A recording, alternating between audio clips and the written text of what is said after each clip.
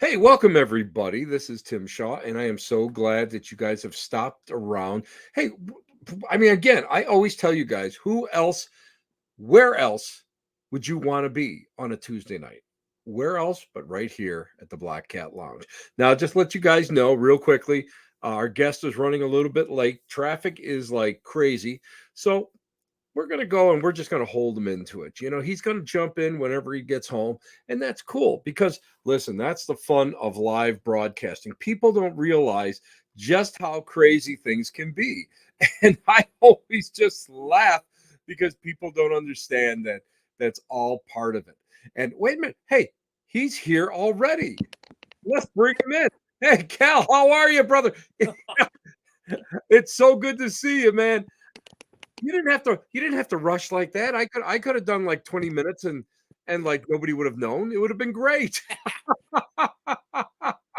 I tell you, Tim, I've had the worst luck lately.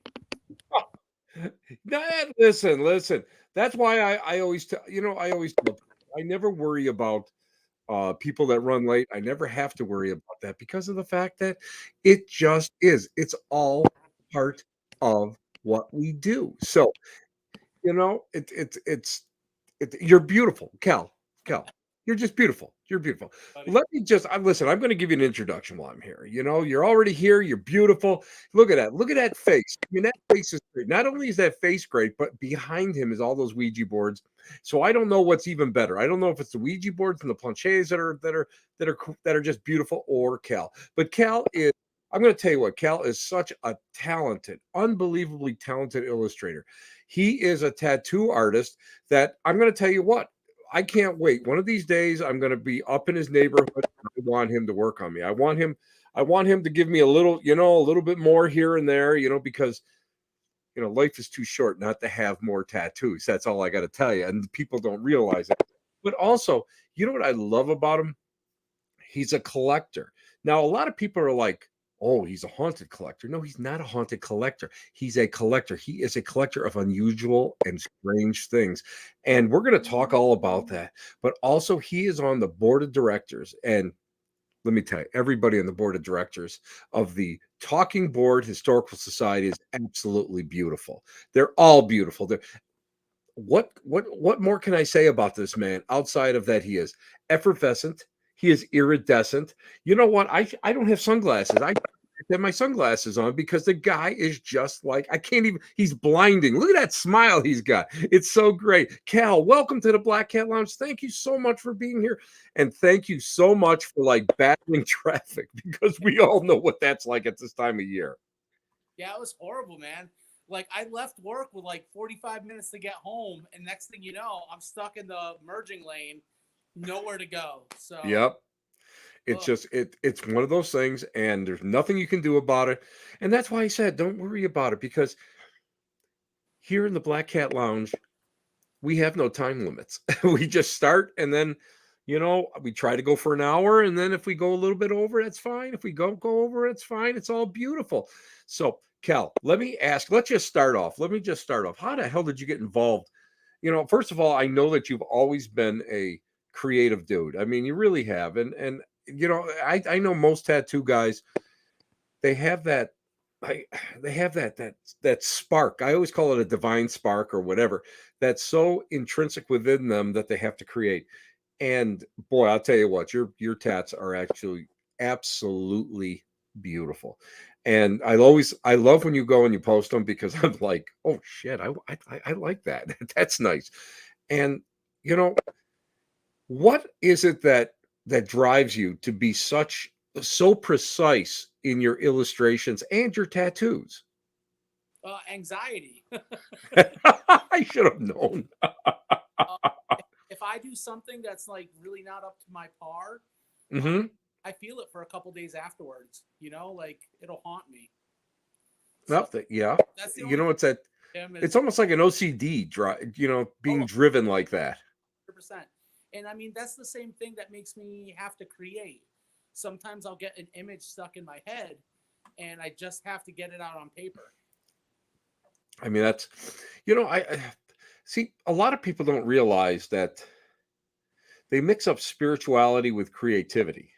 and automatically they go and they attribute everything to divine intervention or divine inspiration, whatever. But I believe wholeheartedly that as people, we are really we are really people that are driven, like you said, driven to create. Because if you start going back into our own ancestral history, look at the cave drawings. I mean, I'm I'm going to be honest with you. Some of them are so lifelike. It's amazing. You don't have to even guess what they are. Like me, you you know, Calvin, did I ever tell you about how great I go and I draw? Because I draw flies. That's all I can draw, buddy. That's all I can do. On a hot day, they all come to me. But I mean, let's think about that. I mean, I believe it's just, it's part of our being. When you go and you get that idea in your brain, what's the process like? Well, I usually picture it first, and translating it to hand gets easier the further along I go. So it's over the years, it's gotten easier and easier as my hands developed. The connection between your hand and your brain. Right. Now, when you're working on this stuff, how long, and because I'm asking this because I know how long it takes for the to be conceptual and to finish it. How long would you say average? Because some people are like this and other people agonize over it. Oh, I agonize. So So, a drawing that takes me about 2 hours to do can take me, anywhere from 3 to 4 hours to tattoo. wow. Wow. That's amazing. That's amazing. But you have the patience and you've got the eye for it. I mean, Cal, I gotta tell you, man, it's like I envy great artists like yourself. And I'm gonna, and I hate when people pigeonhole you and say, okay, he's a tattoo artist. No, you're not. You're an artist. And people don't get that.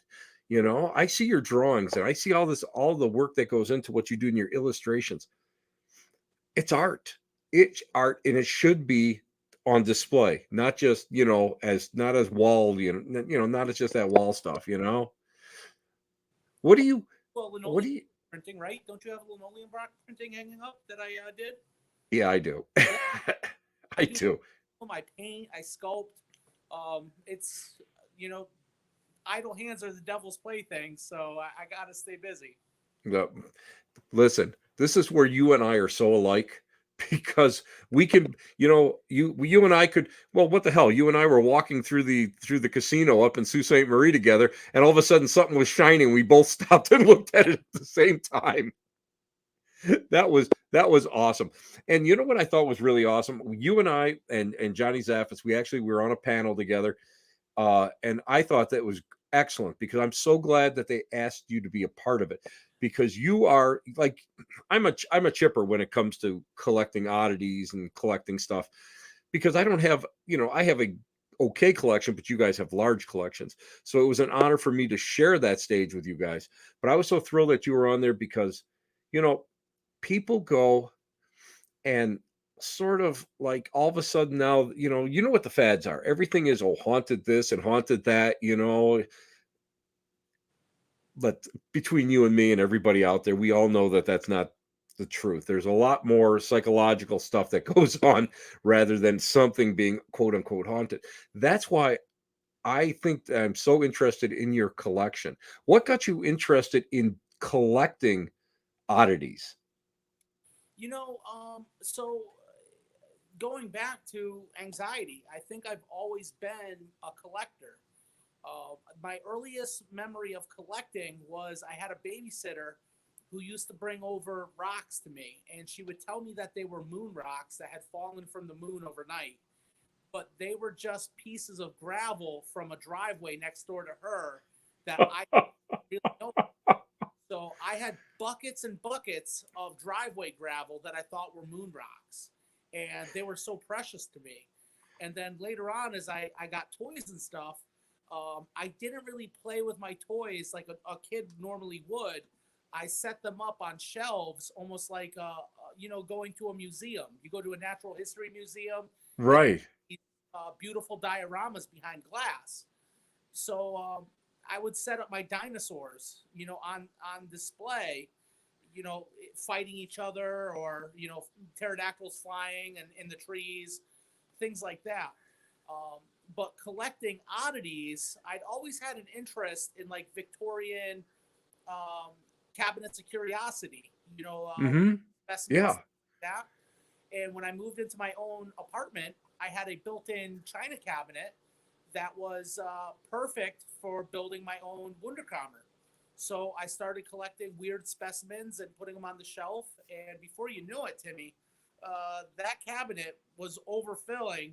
And I had to buy another cabinet to put stuff in. And then it filled up the rest of the room. It was just out of control. And now I have to have a whole museum in my basement. You know, that is I think that's the story of all our lives, because of the fact that I know myself, I had no interest in collecting anything like that. I mean, I have my American Civil War collection, as you can see Right. behind me, Victorian, mourning and that sort of stuff. That goes, and that's fascinated me. But I really didn't have like a real draw to it. Although I will admit to being totally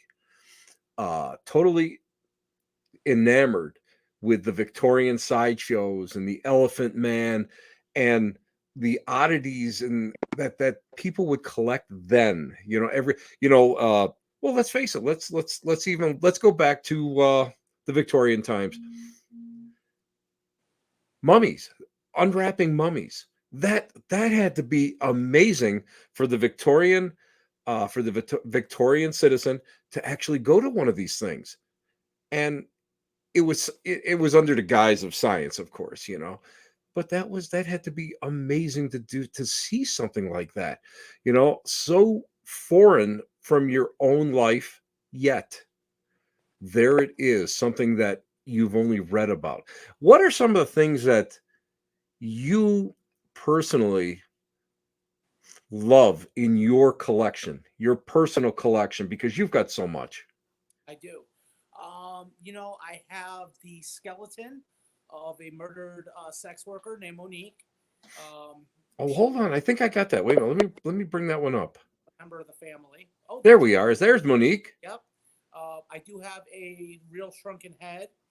I have a Fiji mermaid. I have the last painting that Ed Warren ever painted before, he could no longer paint. I have a number of personal objects that they've owned. That's They're all part of one big collection. They're all mhm. here to me. When Let me ask you this, and this is something that people had really asked us when we were on the panel. People are always like asking, well, don't you have, because you own these pieces. Let's not even get into the realm of haunted. Let's just get into let's say the realm of the unusual. Don't you have things that go bump in the night? Don't you have this other stuff? And I can say personally, once in a while, yeah. I'm not sure why or how, but yeah, there's a little something to it. But I love every piece. That's why I don't think I ever have a problem with anything. People give me stuff that are supposedly so haunted that they can't keep it in their house and they just got to get rid of it, like some of the Ouija boards I own and that sort of stuff. Me, I get them, put them in the basement, never have a problem, never hear a peep out of them. What about your collection? Do you ever have any interesting things that go on? Nothing that I can't say you can boil down to just coincidence. Mm-hmm. Never, ever, ever have I had anything that was malignant, that was scary. Every once in a while, the lights will flicker down here, but I always attribute it to my electrician was an alcoholic. He did beer, so, I love that. I love uh, that. you know, my my fiance, she is a believer in the paranormal. Mm-hmm. Every once in a while, we will get an object in the collection that she kind of gets a weird vibe on. So she'll do a cleansing, or we'll We'll have to put some, crystals on top of it to absorb the negativity.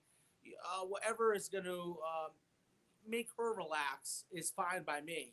Right. But to me, I've never needed to do anything like that. And to people who believe, I've gotten a couple theories. Either it's because I don't believe, I don't experience it, or because I hold these objects with such high regard and respect that they kind of respect me. Agreed. So, See, this is what people don't get. A lot of people buy quote unquote haunted objects, or they get them somehow, some way, and they have a natural fear of them, and they don't respect them. And that's something that you hit the nail right on the head, Cal, because everything that I own, I respect and I love it. And I think it tells a story. And I think and guys like you and guys like me, I think it's our job to tell the story of that object, whether or not people believe it or whatever. It's our job just to tell the story, to relate the story. And I think that it harkens back almost to the dime museum era, PT Barnum, and that to me was always fascinating. But people don't get that. I think people automatically they go and they say, "Oh, this is evil. This is terrible. This is whatever." My house is so quiet. My wife walks down into my basement into the little she has to, in order to get into the washroom, she has to go through the museum, and there's no problem. There's never she doesn't even get a bad vibe, you know. And we all have pieces of human bone, and you got a skeleton, and we all have some crazy stuff, and we don't get that. Now I got to tell you what, buddy, I remember when I first met you, and the two of us were doing that little film project, and I thought, wow, this guy is like super skeptic and everything. But by the end of the weekend, man, I thought you were the coolest dude in the world, because you really went. And what I love about it, and you have the same philosophy as Nichols has, and I've met Joe on a number of occasions, and I've read his book, and he actually is local here, and I love the fact his big thing, what he told me was, you know what, I'm a magician. I can duplicate all this stuff. I know the tricks. I agree with him. He's looked at me seriously and he said, you know what? He goes, I'm not going to go and put anybody down because of their religion or their beliefs, but I can't believe it because I can explain it. But the biggest thing he said was, if something comes up and I can't strip it down and figure it out, he goes, then I'll believe. So I thought to myself, my God, here's a guy that's good. Here's a guy that is a huge name in the business, that actually believes that. And by the time you and I were done, I always remember we talked a little bit at that we were in Hinsdale, or not Hinsdale. yeah. We were at Hydesville first, So, and then we went to Hinsdale. And I thought to myself, this guy, he's got it going on. The guy knows. I thought, wow. And oh, by the way, last time I was up at Hinsdale, I ran into some friends of yours. And I heard that you went on a couple paranormal investigations that you found interesting. Would you care to share a little bit, just a tidbit about it?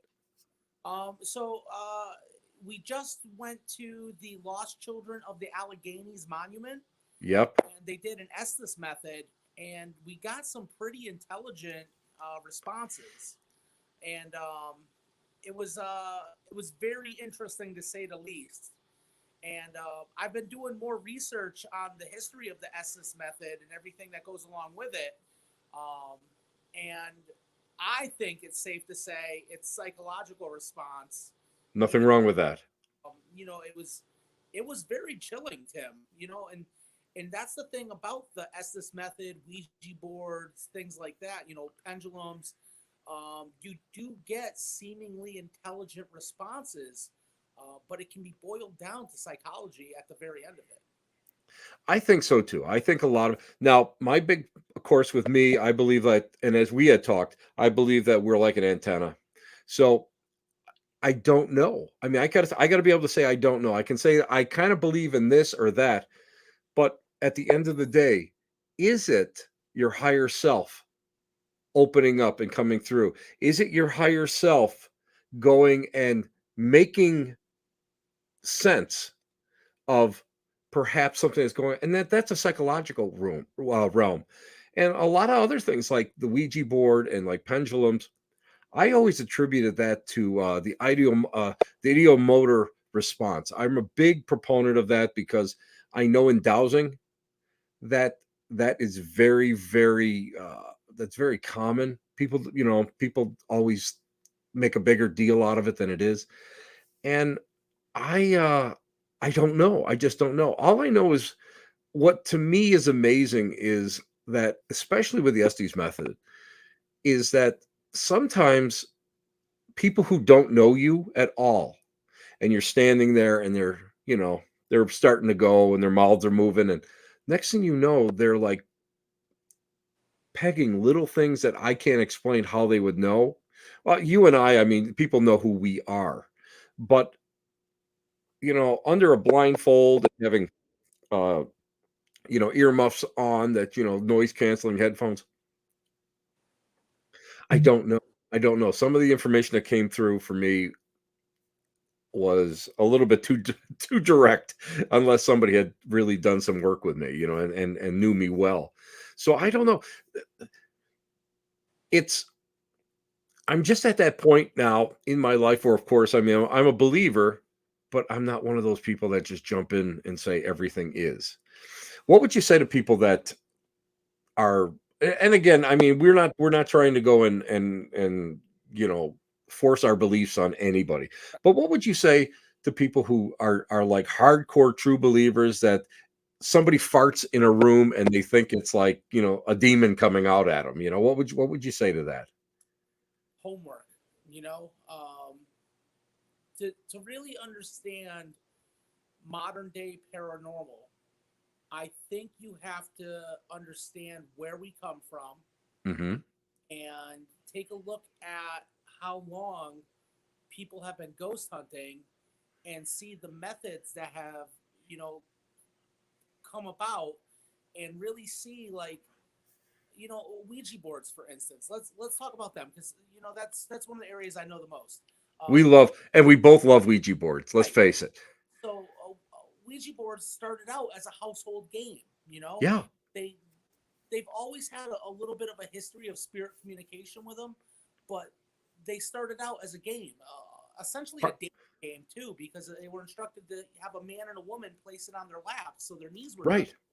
and their head, Right. in close proximity, which in the Victorian era was, heresy. You didn't want to do. Yes. Um, so as time progressed, they did studies on it, and they found that it is a psychological response. It isn't spirit. And that is right there, readily available on the internet. You can just Google it and find it right then and there. But so many people are still scared of them, and they're refusing to do the homework to find out why they're scared. And that, I agree with you. I agree 100% with you, because you know what? If you did the research and you start looking at all the old newspaper articles, you see these people are putting all their faith into it. And it's screwing them over, basically, especially, people have lost money and killed people because the Ouija board told them to. We have a case that I'm researching right now, uh, that the Ouija board told a Native American woman to kill her, her boyfriend, his wife, and she did. And so, I mean, these are things that people have to understand. That's also psychological. People don't realize that, but people are so afraid of it. Why? Because they see it on TV. That's why. I mean, every time I do a Ouija board session and Zozo comes up, I can feel everybody in the room, their sphincter tightening up, because they're like, "Oh my god," and I'm like, "Come on, come on, don't give me this crap," and they're telling me that I'm provoking whatever is in the room. It's like a vicious circle. It's like, no, don't you want to go and understand that this is not what you think it is. This could be your higher self. Some psychologists use a Ouija board in order to reach that higher self. People don't know that, or they use automatic writing to reach that, to reach that person's inner self that may be deep in the subconscious. People are not seeing that, and I wish people would do a little bit more research into it before going and and running off half cocked. Because Cal, how many times that weekend up at Sault Ste. Marie where you guys had the biggest collection of Ouija boards ever known to be in one spot outside of outside of Bobby Murch's house? How many times did people like sometimes I saw a couple people like look in and not go in, or the comment was, wow, uh I don't know if I can handle that. Or, and I mean, even some mediums will go and say, oh, the vibe is just like too bad. And it's like, I can't, it's evil. And I'm looking at him, I'm going, Jesus, I've just walked in and out of there about 30 times to look for Cal. I mean, it's Well, ridiculous.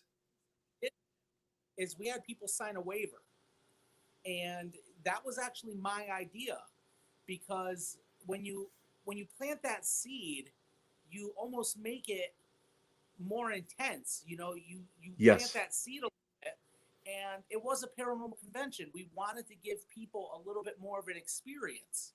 And when Hmm. people found out that they had to sign a waiver, they got more creeped out. So, in reality, that waiver was just a way for us to collect email addresses for future events. That's all. But that waiver really made people scared. And that was never my intent. I never really wanted to scare anybody away from learning something. So I think we had a couple people who were hesitant who signed the waiver and went in. And after talking to Logan or Karen or myself or John, they were able to take something away and come out a little less afraid. And that's what the TBHS is about. Is about educating and making people less scared.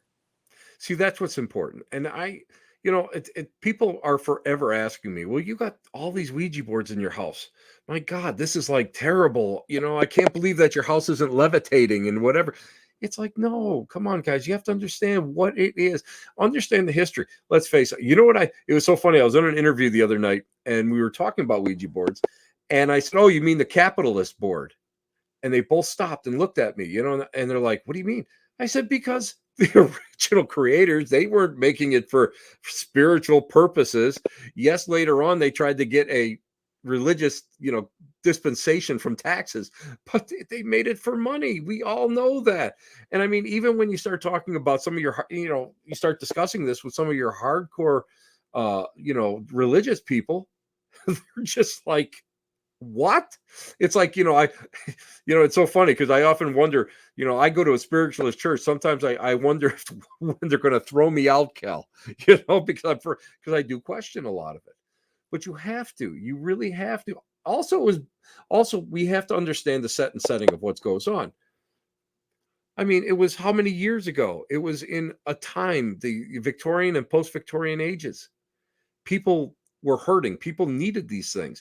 Spiritualism, while it was once the largest growing religion in the United States, it also almost disappeared except for the American Civil War. You know that as well as I do. And people have, do you think that people have that innate need to try to go and compensate, or make themselves feel better, and through hope and love and will, that their loved ones are okay on the other side? If you look at history as a whole, especially if we start from the Civil War era, if you see times of great suffering, people turn towards the occult. And Yes. I'm sorry to say this, but spiritualism is very much part of the occult. You're talking Yes. spirit communication here. You're talking to the dead. And if you look at what's going on nowadays, where we're in a world that's full of disease and war and just infighting between political groups, uh, Agreed. people are sad and miserable, and they're turning more towards alternative religions. You'll see it. It's a $1 billion industry now. It People are is. towards incense and oils and crystals and all kinds of things because they're looking for comfort. You're right, Tim. You're 100% right. You know, it's funny. Now, I'm a little bit older than you by about 30 years, buddy. But I remember growing up, and again, I mean, I was brought into Lilydale back in 1972. So, I mean, I was like 9 or 10 years old. But I remember the new age that was coming in. I remember psychic fairs were just starting out. And I remember when like the spiritualist churches were like, they used to have their services on Wednesday nights so that it wouldn't kind of have a conflict with Christian services. And the church that I once belonged to was built in 1911 by and it was a spiritualist church for spiritualists. The bulb on the front foyer as you walk up the stairs to get into your main worship area burned out in the early 60s, Cal, and they never replaced it. Why? Because people did not want to see, they didn't want to be seen going into the spiritualist church. The same reason they have a parking lot in the back, and people don't realize this, but they all go in through the back door, down into the basement and up. Why is that? Think about that. Because people don't want to be seen going into this. And that at that time during we were in the height of the Vietnam War, you had Nixon, you had Watergate, you had all this stuff going on, and people were just they didn't know which way to turn. And of course, they're going to turn this way. And that's why, I do have a little bit of a problem with some people, because they do take advantage of people who are hurting and sorrowful and I mean up to a point, you should bring a little balm for the grieving. But on the other hand, I worked for a radio psychic that you know if she could hook and line, if she could hook them in, she would, and I always thought that was just a terrible thing to do. But people don't realize that. People don't look at the history, Cal. When we look at the history, what's the first thing that pops out at you when we talk about boards, history wise? That pops out at me. Yeah, Um, you know, I think you said something about the capitalist board, yeah, and that's what I call them. um, it started out very humble, but William Fuld saw something greater, and he took it and ran with it. And Hmm. I think other people saw what he was able to do, and that's why you got so many imitators. Especially it blew up in the 40s. I mean, you see how many boards came out of Chicago in the 1940s. My God, yes. Endless slew. But I mean, we had copycats from the very beginning that people were trying to do that. Some of William Fuld's family and his business partners started going out and trying to make their own.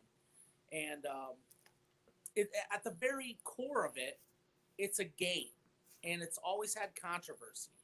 So it's always fascinated me. And at first, I was drawn in by the horror aspect. I was Hmm. scared of them growing up.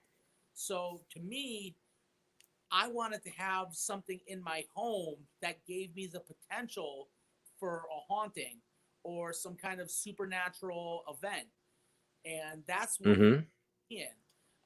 So as far as the history of Ouija boards goes, I think the spookiness is what drew me in, and then the rich history is what keeps me coming back.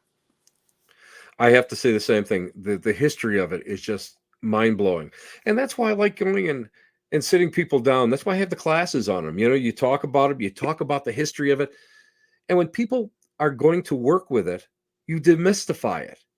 You know, listen, this is what it could be. Could it be spirit? Could be. Could it be your own your higher self? Could be. Could it be a reflection of somebody else? Could be. Could it be somebody faking? Could be. I mean, you have to go and you present this stuff, and that's what I really enjoy, being able to go and bring this out to people. Again, I've had interesting, some interesting experiences with it, but I love what you said. If you look deep enough, you can attribute it to human psychology. And that's what I think is great about it. Now let's talk about some of your sideshow stuff, man. Tell everybody what you've got some crazy ass Yeah. stuff, Cal. Cal, I got to tell you what, I am just like so impressed by your collection. I just sit there and go, "Holy crap! I don't know if I could put something like that in my collection and feel comfortable with it." But uh, we already know that you do have the Victorian sex worker, Yeah. and Yeah. and I'm sure there's been 1,001 jokes that you're never that you never have you never are don't have a date on a Friday night because you can always go in the basement. Lie about But that one. Uh, but I collect specimens that were born a little different. Things with extra legs, things with extra heads, things only with one eye. I have a two-headed cow taxidermy, a cow with 8 legs, and my baby boys, Leonard and Sheldon. I have a live two-headed turtle. Oh yeah, there's my cow. there's your cow. Look at that. That's not now. This is not a gaff. Nope. This is the real thing. This is a real thing there. Yeah, But bought that I frozen solid from a farm, and I actually have a taxidermist on speed dial, and shipped frozen to his location, and he taxidermied it for me. wow, that's amazing. Because I have gone and I've priced a couple of them, especially like the Cyclops goats. I see that like goats really have more of a. I see a lot of them now. I do know about the unicorn goats and how those are made. Yeah, And I was kind of surprised that like a guy like Oberlin Zell used to do them in his youth. yep, And if anybody doesn't know who Oberlin is, Oberlin is a big name in the craft circles. And I did not realize that he had done that.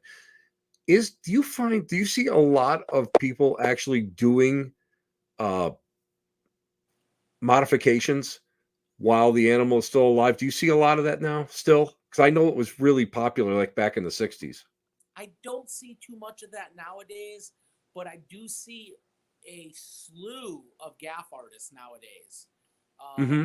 A lot of people making just monsters out of bits and pieces of animals, and a lot of times what they're doing is they're recycling animals that die of natural causes, roadkill, things like that. And I really think that's a great way to honor that animal's life. You're taking it and you're recycling it instead of just, letting it rot on the side of the road or getting buried. It's art. Yeah, People don't get that because everybody thinks art should be beautiful and art should be peaceful. But I think the true meaning of art is to go and make you think. I think art should go and serve a purpose. And that's why I love when people do that. Talk a little bit about the sideshow gaffs and who was making them and and some of the popular ones. And I know you have one or a couple of them. got a couple. I can really speak most on a gentleman named Homer Tate. I'm a big fan of his work, and Homer Tate made his gaffs out of toilet paper and horse glue. Uh, Amazing. Made out of bits and pieces of horses. You've probably heard of that as a joke, right? Horses going to the glue factory. Well, Yep. he used it, and he would take bits and pieces of animal parts that he would find in the desert, and he would make these monstrosities. And if anyone's ever been driving through the desert in Arizona, you'll see these big billboards for the thing. And Hmm. I won't tell you what it is, but you have to go see it. And that is actually a gaff created by Homer Tate in the 1940s. That's when he was his most active, and he was making things out of Apache Junction, Arizona. I have a bunch of his shrunken heads. I have his fish girl, which is a Fiji mermaid, Hmm. a little pygmy mud man. So he's one of my favorites. Modern day gaff artist that you might want to check out is Mark Frierson. Another one is Kevin Jerome. He's a really good friend of mine. He makes beautiful pieces. There's so many. Serena Brewer, if you've never checked her out, she makes beautiful taxidermy creatures. So get on the Google and look them up. Well, I know I will because I'm not right, but I'm like you. I'm like you, Cal. You and I who I'm afraid to say that the two of us are sort of on the same wavelength a little bit because and I think that's an honor to be on your wavelength. I really do. I think it's great. But I don't have a problem with that. I think some of this stuff, the more grotesque it is, sometimes the more beautiful it is. Now, during the 40s, I remember seeing things that were made during the 40s. And it was it's almost like the old Dust Bowl, the old Carnival, where they would go and they would charge so much and people would walk in and see these gaffs. And to be honest with you, some people would really go and it would cause nightmares.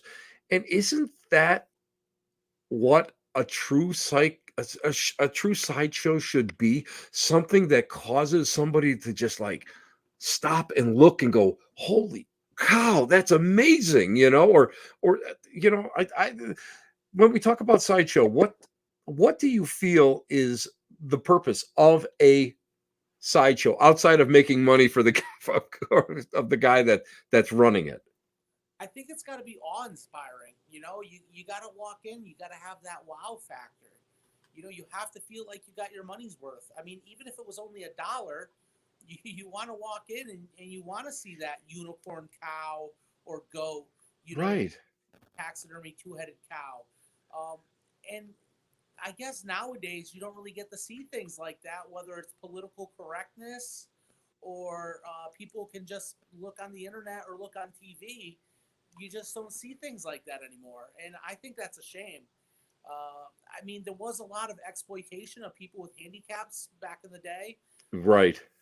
So, I mean, there is a very dark side to sideshow history. There's murders, there's all kinds of things. Uh, The but geek shows. My God, yeah.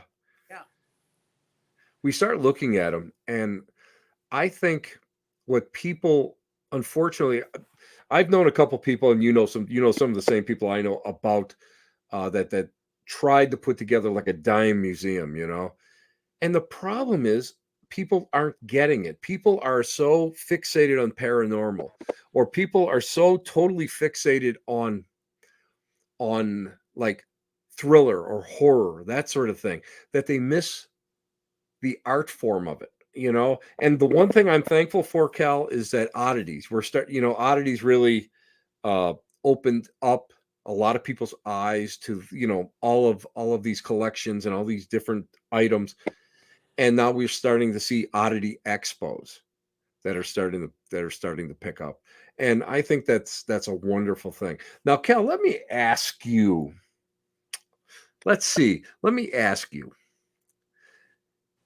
you're a you're an atheist, right?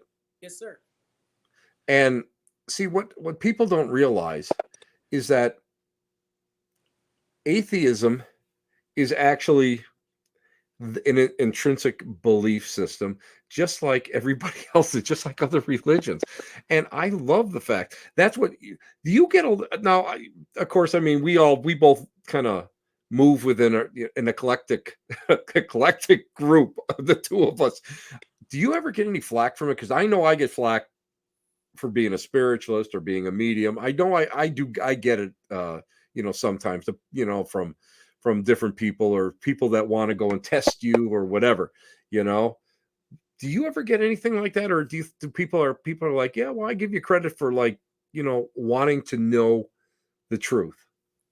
Well, Tim, I've got tattoos on my face and I'm pushing 300 pounds, so never in person. It's usually just people tapping at the board telling me I'm fine. So I never have met any adversity in person. But people online sure love to tell me I'm going to hell. Uh, Well, Cal, let me tell you something. It looks like you and I we're going to go and we'll be drinking beer down there, the two of us, because that's where I'm going to go according to those people. I think the subject of atheism scares a lot of people because they did a study. I think it came out of the UK that the first thing people think about when they hear the word atheism or atheist is death. And for atheists, death is kind of finite. We don't get an afterlife. We don't get anything like that. and that scares people, Tim. They don't want to believe that this is it, that human consciousness ends when we end. They want to be able to believe they're going to see their loved ones again. They want to believe that there is a happily ever after. Now, for me, knowing that I only get one chance at life, that helps me live a fuller life. I'll take the risk. Hmm. I'll push myself to travel more, try new things. But for other people, that they'll hold back a little bit, I think. Now, another thing with atheism too is people think it's a lack of morality because I don't have a holy book or a rule system that is part of my religion or my philosophy. Hmm. The bottom line is, I do have a philosophy where I try not to do harm unto others. Right. I pursue my own happiness without being a detriment to others' happiness. People don't get that. And I think that too many people reject what they already know. And I'm going to say by already know, meaning they were brought up in XYZ religion. But yet, there's still that spark where they don't want to go and say, well, maybe there is nothing beyond this. I love Carl Sagan. Carl Sagan to me, he was a hero back when I was a kid. And again, it was just when you were just, you weren't even thought of, Cal, back then, those days. But I always remember him being on like one of the talk shows, and he said, that when they asked him about, he was actually dying of cancer at the time, and they asked him, what about the afterlife? What do you think about the afterlife? And he said, it's going to be the great sleep that knows no waking. And I thought, wow, that is amazing. And it's the way you think of it. And like we talked, I mean, I'm not a big believer in heaven or hell, or I don't toe the spiritualist line that there's going to be Summerland and all this. I believe that we just change energy, that's all. And whether or not we're conscious, I don't know. And and people have asked me time and time again, well, what is it at the end of the road? What is it? What's your heaven like? I said, you know what my heaven would be? Just to be a part of everything. Just like to lose the ego, to lose your personality, to lose everything and just become a part of everything. I mean, to me, that's what it's all about. But I think innately I think we talked about it earlier, people are afraid of death. We all know that if you follow any hospice workers, on Instagram, or people who work as death doulas and that sort of occupation, you see this fear, but also regret. And you hit it on the head, because they regret not having done X, Y, or Z, or treated people differently or whatever. And now it's too late to do that. And now the next phase has to be acceptance. And you have to accept, you know, what's happening to us and our lives. And I have to agree with that. It's unfortunate that people, but again, that's a lot of Judeo-Christian kind of teachings and leanings. And again, there's nothing wrong with that. But I just feel that it's a shame that people don't go and really reach out and do different things, and and try different things. And I mean, I'm an old dog now. I've had my crazy life. Listen, I survived disco. You know what I mean? Listen, I almost got killed by a falling mirror ball once. That's disco in a heartbeat. That's a microcosm of disco. But I've done pretty much everything I've wanted to do, and that's because of the way that I'm kind of glad that spiritualism has brought that up. And I'm not one of these people that say, well, you know what? If there is an afterlife, well, if there is an afterlife, well, that's going to be another party. That's going to be another experience.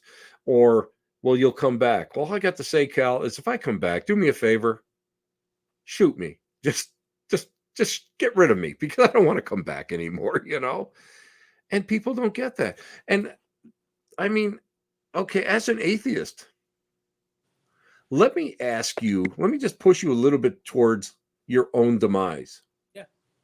As you get closer to that, every day we do get closer to it. But if we think when we get to that point, would you say I'm content with my life and it's over? Like, my buddy Mike Bestine, who is one of the last of the wisdom keepers, and all, he's an Algonquin elder, and that's his philosophy. There's a time for everything, and we have to face it. Or do you think that you would say, you know what, maybe I hope there's something there? Yeah. You know, I can't say what it's going to be like at my final end of the road. I mean, if my time comes tomorrow, um, I think I'll be happy with the life I've lived. I've pushed my limits. I've done the things that I've wanted to do. I've lived life. I've eaten the food. I've kissed the pretty girls. I've done the right things. Um, but I'd like to think on my deathbed I'll feel the same way. Like I think I'll be able to accept it one day. I think it's a shame to die young, not accomplishing the things you want to accomplish. And I think I've accomplished a lot of the things I want to at this point. I think you have too, and I think that's great. And Peg, my good friend Peg Herman goes, my epitaph will read, "It is what it is." I kind of like that. Let me ask your epitaph. What would you want as your epitaph? You know what? I want to be cremated. I don't want to be buried. Which is funny because I love cemeteries, but at the same time, I think they're such a waste of land. Oh Uh, yeah, I agree. they're I hurting agree. the environment with all the chemicals we put in people and everything like that. But yeah, I'm going up in a puff of smoke, Tim. Well, hey, again, you're not the only one because that's the way I'm a firm believer in that. I truly am. And you know, listen, if it was good enough for Charles Manson to go that way, it's good enough for this kid. That's the way that I think about it. And if anybody out there doesn't know about it, I'm referencing I'm just going to say a unique program that was on TV. I forget if it was a Travel Channel or whatever, and it was all about Charles Manson. My favorite part of the whole thing, Cal, is when they went to spread some ashes, and then they're all coming out and they got ashes on their face Yeah. because they're taking his ashes and rubbing it on their face. That's a little bit too much for me, but Well, I don't know. And I'm going to tell you what, Cal, if I go before you, I think I'm going to put it in my will that I'm going to send you some of my ashes just for your collection. shelf. Give me a little bit of it. I'll keep you close. I'm happy with that. Yeah. I couldn't think of a better place to be like to hang out. Yeah, I've got the silverware that you bent. I'll keep it right together. Oh, I forgot I sent you one of them. Yeah, Yeah, that's back in the day. I've got a couple here from you. I love it. I love it. And everybody doesn't it's so funny because everybody is like, how can you and Cal like be on the same wavelength? And I said, I tell everybody, it's like because I respect Cal. Cal respects me. We get along fine. It's everybody else that really that tries to impose judgments on us that has the problem. And every so often Cal will send me a little thing going, "Hey, do you want these little objects?" And I'm like, "I'll take them." And then when I find some objects, I send them to Cal. I love doing that. That's some of my favorite. The You know, trading is some of my favorite stuff to do, Cal. we might be on opposite ends of the spectrum, but I think I've matured over the years in my beliefs.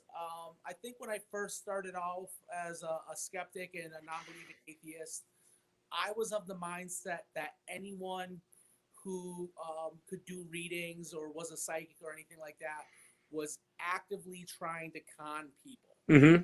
And Mm-hmm. that's not the case. Bottom line, not every person who believes they can communicate with the dead or they can read tarot cards or anything like that is actively a con man or con woman or con person. Uh, what they're doing is sometimes sharing their belief system with others who also believe. And that's why I respect you, Tim, because I don't think you're out to rob people. I don't think you're doing this because you're trying to get rich. You know, it's I agree. you're doing this because you're passionate about it and you're sharing it with other people who are also passionate. And that's why we can get along. If I thought you were up to no good, Tim, there's no way I would be on your show right now. See, I'm honored that you. First of all, I think I got a tear in my eye, Cal, for that one. I that was nice. Thank you so much. That was like I'm speechless after that. But it's so true. I mean, it is so true. But you know what? The one thing I got one piece of advice years ago, years and years ago, down in Lilydale when I was younger. And Friday, Saturday nights, you couldn't sit. There's a hotel there. We call it a railroad hotel. You know, it's just a old Victorian house, and it's got a wraparound porch, and we couldn't sit on the porch as the kids because Friday, and Saturday nights, that's where all the registered mediums and all your visiting mediums would sit, and they'd rock. And at the time, they'd all be smoking and shooting the shit and stuff. I always remember this one old guy who's probably my age now, who I thought was ancient when I was a kid. He was he had a big old tanker on him, and he had a walrus mustache. I always remember this big old walrus mustache. And he looked down at me and he said, "Boy," he says, "what you're learning here should be an addition to your life. It shouldn't be your life," which means that you should go out, live your life, be part of the people. And if you want to do this, that's fine, but you don't do it on a scale that you have to go and do this, where you have to go and hook people in, where you have to go and have somebody come to you once a month, or even that the one psychic that I did work for, 3 o'clock in the morning, the telephone would ring and they'd want to know the lottery tickets for the next day, and she would give it to them. So I mean, to me, that was always wrong. And those words that he gave me are exactly what I've kind of based myself on. And that's why, now that I'm retired, I do a little bit more, but still, I mean, I try just to go and just be, just go out there and, share a little bit of the religion, share a little bit of the stuff, and have some fun with it. But this is why and again, this is, what, Cal? If you were here, I'd just give you a big old hug. So I'm going to give you like an invitation air hug. But you and I just see eye to eye on so many different things. And like I say, I referenced Joe Nickel earlier, and Joe Nichols, I mean, he's a tough guy he was always a tough guy. And he's elderly now, but he was always a tough guy when it came to a lot of things, especially when it came to miracles. He's got a great book on miracles. And when we were talking, and he came right out and said to it, show me something. I thought, wow, because that opens up, that means that he's not myopic. That means that he's open to something. And that's where you are. I mean, when that little birdie told me about, your experience with the Estes experiment, I was like, I would have said that you were the last person in the world that would have like looked at it and went, wow. But that shows that you're the same way. I want to rip it apart. I want to look at it. I want to see what the truth is. Now, I'm open enough to do that, not just shut it right down. And that's, I think, the problem with a lot of the skeptics that I've run into, and a lot of the skeptics that that I've seen out there.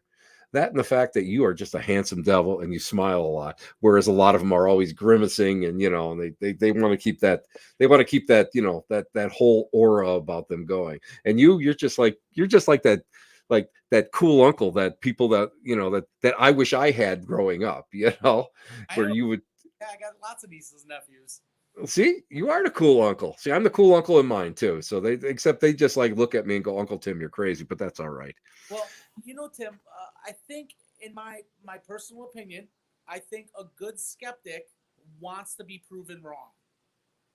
Do you really? I Do you do. think? I Let me ask you. Let me go with that, because I've met some people that seem to put their ego. 100%. Yeah, it's like very. They're. I mean, and it's like you were never mean spirited. Even when we first met, and it was sort of like a little tiny pissing match we had, but you still were not that angry, nasty type of psychic or a skeptic, and that's why we got along. That's why I enjoyed really meeting you. Well, I mean, every person that you meet who's involved in the paranormal has the chance to prove me wrong. and there's no way you're gonna have that opportunity if you shut that person down right away. You know. I totally concur with Now, that. now don't get me wrong, Tim. There's tons of stuff that I do think is bullshit. I won't lie to you. But if only 1% of paranormal claims are real, that is still miraculous. And Yeah, and I want to see that. I am terrified of dying, Tim. I want that proof that there is a continuance of consciousness. I want to know that there's ghosts. Um, I would love to know anything, man. I want to know if there's Bigfoot. It's not just anything like that. I want to see it all, Tim, and I'm not going to get that by being a jerk and having doors slam in my face. exactly. Exactly. And that's where I always ran into problems with people. They're always I never cared if they didn't believe that I did something, or like for with tables or whatever. I did that doesn't bother me. That really doesn't. You can say whatever you want. Again, idiomotor response could be, I'm just whatever, higher self, whatever. But what happens if? And I was always fascinated by things like the Phillips experiment in 1972, where they were doing the table tipping, and it corrected the biography that they had put together, made up for this thought form, and that gave the thought form, let's say, intelligence. And that's what I was always fascinated by, that because I never realized, well, I couldn't conceive of a thought form becoming intelligent. And I'll let me share something with you, Cal. At the one church that I used to work the podium at, and I chair services and that sort of stuff. We were studying something about the basic Hydesville legend. And the peddler, as you know, was killed in this whole thing.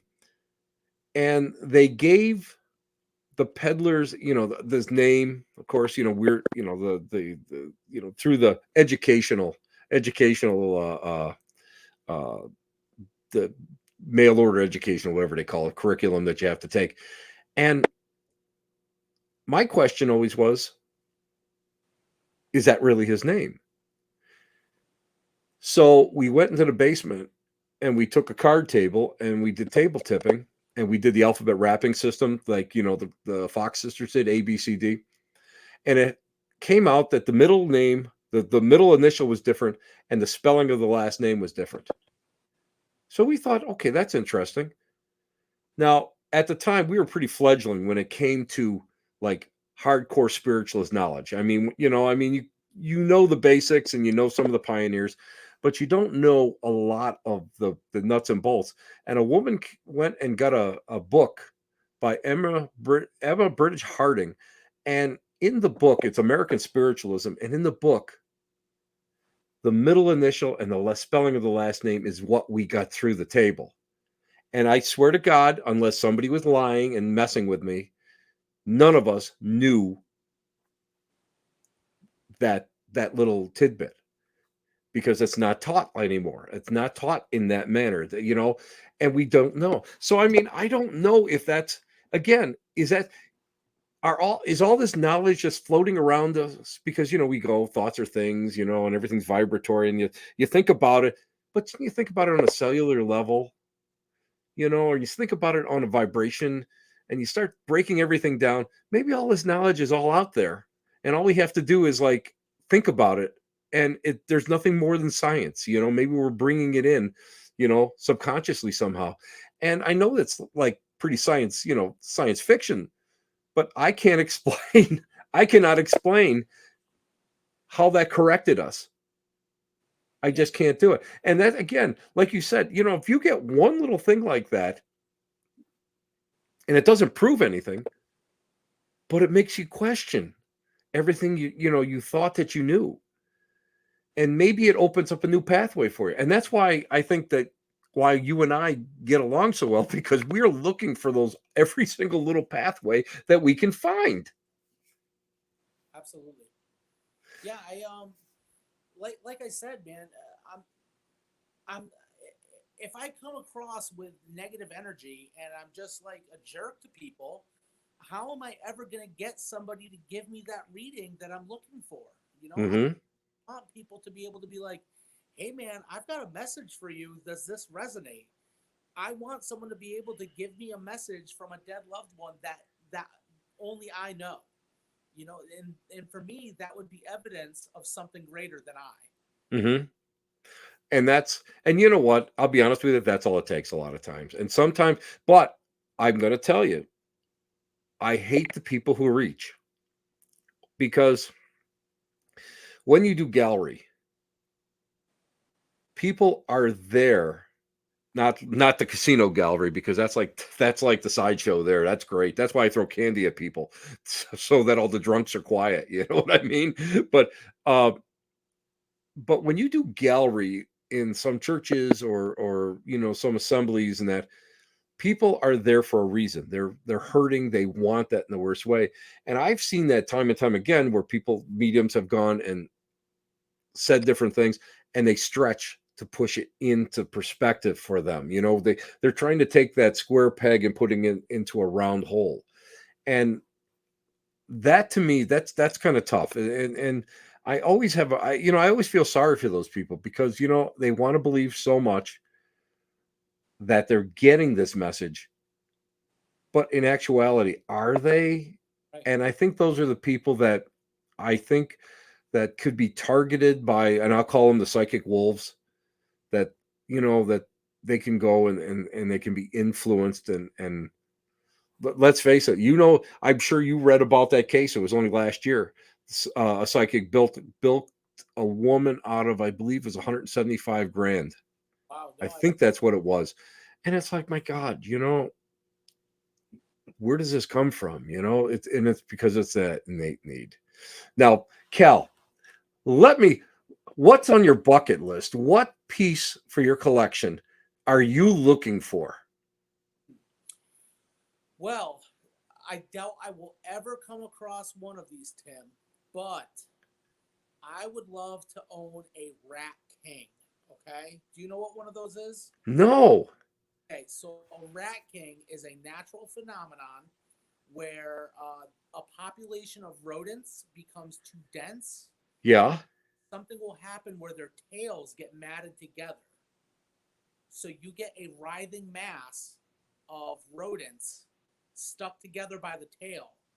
And some of them are alive, some of them are dead. It just becomes this conglomerate of living creatures that eventually dies because it can't take care of itself. And sometimes they get mummified. So there's a couple in museums, but I doubt I'm ever going to come across one. They're that rare. Wow.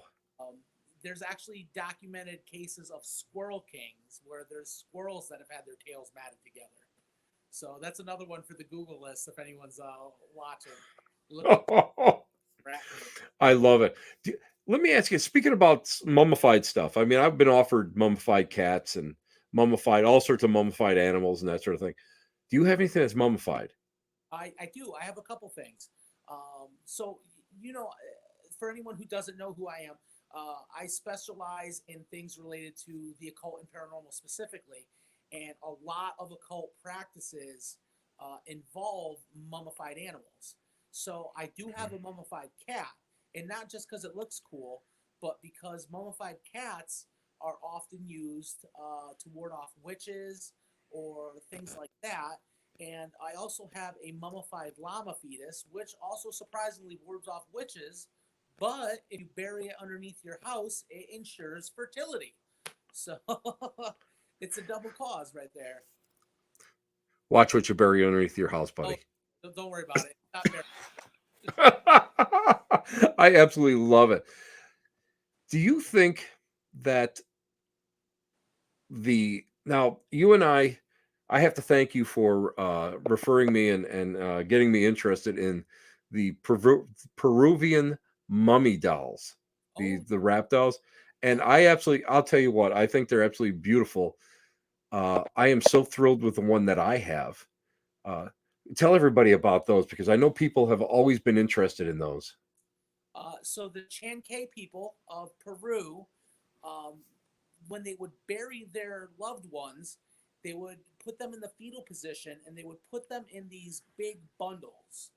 And because the soil lacks oxygen in the higher elevations, it would prevent decay and it would mummify the corpses. And when they were excavating the areas, they would find mummies. And I once read that there were so many mummies in that area that every school had at least one. Wow. When they would find these mummies, the local people couldn't sell them, but they were allowed to sell the fabric because the fabric is thousands of years old. So what they would do is they would take the fabric and they would make souvenirs out of them. And one of the souvenirs that they made was these little dolls. They're Peruvian burial dolls. They're little effigies of people. And I have some very large ones in my collection. I want to say they're at least 2 feet tall. Wow. Tim, you have a little guy, right? I've got the threefers. Yep. They're probably about 6-8 inches high. I love them. Yeah. It's amazing to me because, and I don't look at it as like something that's an occult thing or anything. I think I look at these and I say, wow, this, first of all, just seeing the fabric and thinking back that humans made this by hand, and this was a piece of fabric that was like important to the family that they would wrap the corpse in. Yeah. That to me is mind blowing. And but I look at them also and I think they're just beautiful. And right now I can see half of the people that are listening in going, "What the frig is wrong with the two of them?"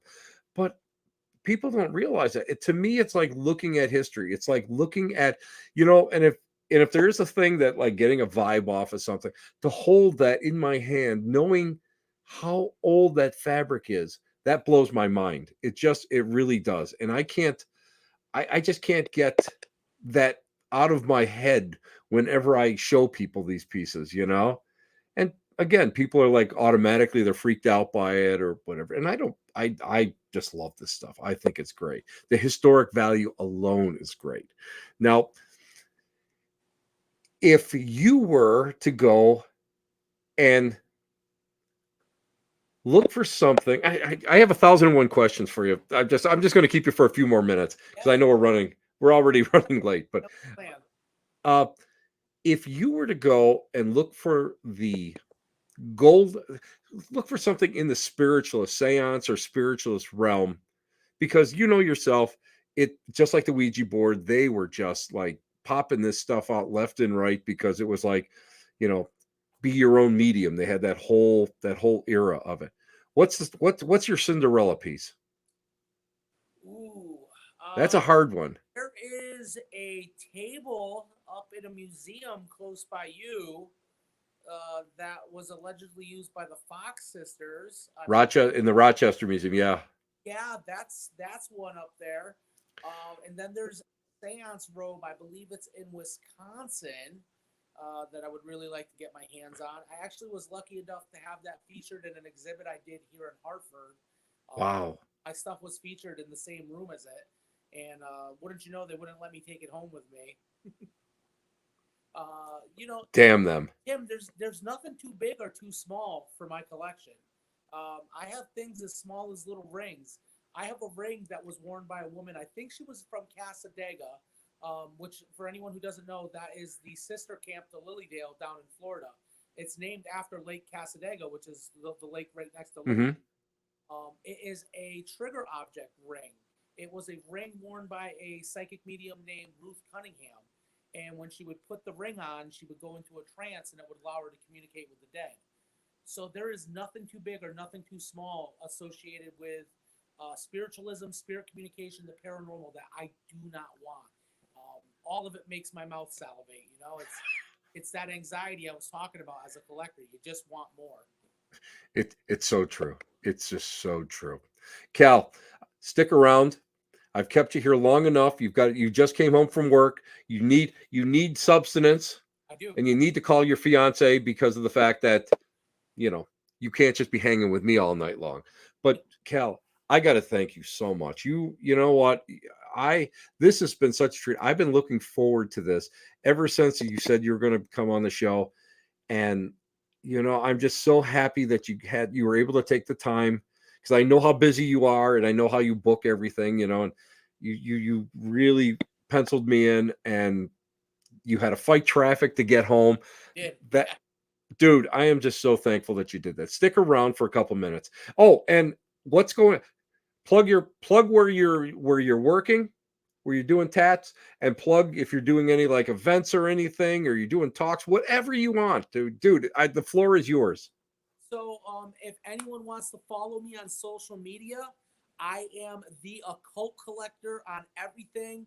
I'm really trying to start up my TikTok and take that more seriously. I've been doing something called What's in the Box, where I open my mail and you get to see what new items I get for the collection. My Instagram's a little slow, but I've been posting videos on there too. If you want to check out my tattoo portfolio, it's at Calvin Von Crush on Instagram. I work at Lucky Lantern Tattoo here in Connecticut. I believe I'm going to be at Michigan Paracon. Tim, are you going to be there this year? I'll be there this year. Yep. I don't have anything else public planned right now, but if you follow me on social media, I'll be sure to update you as soon as I know. That is fantastic. Oh, now you just made my whole night, because I'm going to see you up in Michigan. Yep. I'm telling you, dude, that it was great. And let me tell you something. I'm going to tell you. I want to just tell you something. You made me nervous last year, What's and that? I'm going to tell you why. Because Patty Negri, the White Witch of Hollywood, and I did a Ouija board session while being inside Rick Schreck's world's largest world's largest planchette. Yep. And we're doing this thing, and it's being televised all over the place, and that doesn't shake me. But I'm sitting there and we're doing this thing, and it's unscripted, and I look up and I see Bobby Murch, I see Karen Dahlwin, and all these people from the Talking Board Society. But the person that made me the most nervous, Cal, was you, because you're sitting there like this. You're like this. You had the eye, that you had the eyebrow up, and I'm working, and all of a sudden you were just like directly in my sight, and I'm going, oh, I don't want to screw up. I don't want to screw up this guy. This, because I respect you that much. I really do. And it's like the first time I ever did a reading in church, I had to go to the bigwig registered medium, the very first thing. So it's like you were up there, and I just thought, oh my God, you know what? If I make a fool of myself, this guy will never talk to me again. So yes, I just got to tell you, you made me nervous, Cal, and I'm so glad that you were there, because you forced me to like really concentrate on what we're doing. It was great. Hey, if that made you nervous, how about when I ask you for a real reading, Tim? I've never asked you for one yet. No, geez, I'll go like this. Hey, I think there's somebody down the road. Well, first of all, you're gonna have to find me, because I'm never at my table. Yeah, that's true. It's true. I'm never at my table. I make it a point not to hang out at my table, because then people want me to do readings, and I just want to go hang out and and do my thing, and talk to everybody, because how else? Listen, if I'm doing readings, I can't go and learn from anybody. I got thousands of one questions of everybody, and I can't do it. And then the next thing I know, everybody's in the bar, and I'm sitting there going, oh, I got to do the drunk reading, at 9 o'clock on Saturday. We don't get to see our friends and coworkers until we work together. So it's like, Yeah, it's true. if you It's so true. you miss out on that quality time. And sometimes, when you're on all day, talking to person after person after Yeah. person, sometimes you just want to go be by yourself at the end of the day. You don't have time for your friends. So yeah, Tim, I get it. I get it completely. And last year I lost my voice totally. Yeah. On Saturday night, I had no voice whatsoever, and at 10:30, I just said, I've had enough. I can't do it anymore, and I just went back to my room, because I knew we had a 5 o'clock. We had a 5 o'clock bus run to the airport, and I knew that if you miss that, then what are you going to do?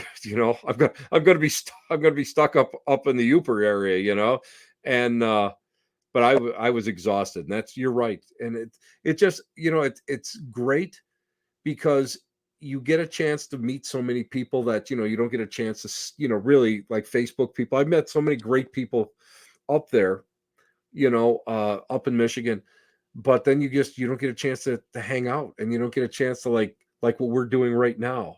There's nothing better than sitting there and just like talking. And if you're a cigar smoker, I promise I'll bring you a decent cigar up. Tim, I'm not, but I would love to have a cigar with you sometime. That'd be You great. got it. No, don't worry about it. Then I'll get you the little girl cigar. How's Oh, that? thanks, Tim. Thanks so much. Hold on while I say goodnight to everybody, and stay on, because I want to talk to you, and I want to thank you so much personally. So thank you so much, and it's been an honor, Thank you. true honor, Cal. Seriously, true honor to sit down and talk with you, and just laugh and share and hear your points of view and your opinions, and it's great. So I'll be right back, dude.